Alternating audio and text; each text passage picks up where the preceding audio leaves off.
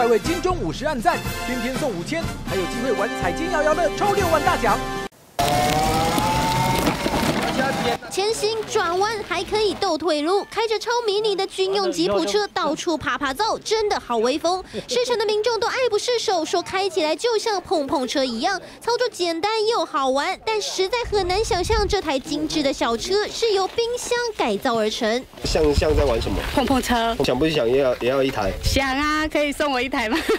上面那个冰箱门是改过来的，就改过来变成是引擎盖，车体就是那个冰箱整个切下来。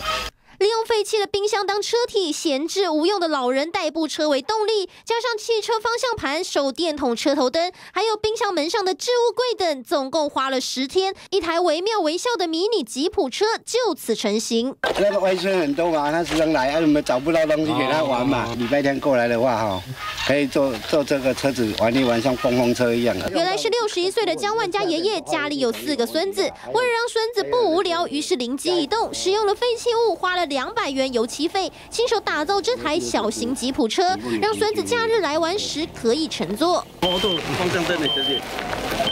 可别小看这辆小小的吉普车，只要充饱电，不但可以载重120公斤，还能连开2个多小时，时速最高可达20公里。即使是爷爷的爱心，但无论再好玩，最好还是在家里附近晃晃就好。要是真的上路的话，恐怕会涉及违法。